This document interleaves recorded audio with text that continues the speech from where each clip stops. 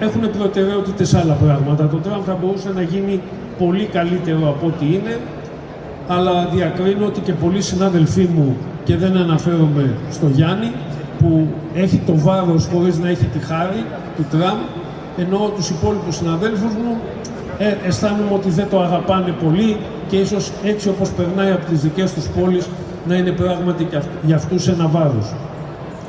Το τραμ όμως είναι ακριβώς το μέσο που είναι στον πυρήνα των βιώσιμων μετακινήσεων και των περιβαλλοντικών μετακινήσεων.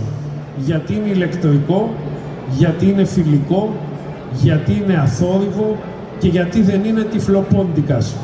Τι σημαίνει αυτό?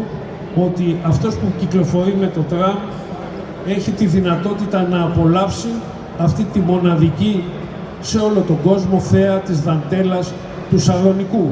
Όχι κλεισμένος μέσα σε ένα υπόγειο κουτί, αλλά με ένα πολύ ευχάριστο περίπατο να βλέπει αυτό τον υπέροχο Σαρονικό.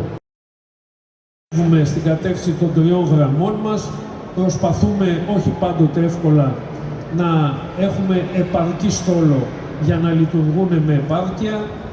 Προωθούμε την ανάπτυξη του ηλεκτρικού ποδήλατου ως ουσιαστικό στοιχείο μιας λογικής, θα έλεγα, βιώσιμης αστικής κινητικότητας ήπιας μορφής, και μαζί με το ηλεκτρικό ποδήλατο που είναι και αυτό ένα στοιχείο της μικροκινητικότητας που έχουν ανάγκη οι δήμοι μας, οι αστικοί, οι σκληρά αστικοί δήμοι, βεβαίως θέλουμε να ευνοήσουμε, αλλά με ένα οργανωμένο τρόπο και όχι με ένα άναρχο τρόπο που γίνεται σήμερα, και ο Υπουργός το ξέρει πολύ καλά, η κυκλοφορία, και δεν ευθύνεται αυτός γι' αυτό, βεβαίως, δεν το λέω γι' αυτό, η κυκλοφορία των πατινιών, των ηλεκτρικών πατινιών, που επιχειρούμε όλοι σε ένα άγνωστο μέχρι στιγμής πεδίο να καθιερώσουμε όρους ορθότερης, συστηματικότερης παρουσίας τους στα πλαίσια της μικροκινητικότητας της πόλης μας.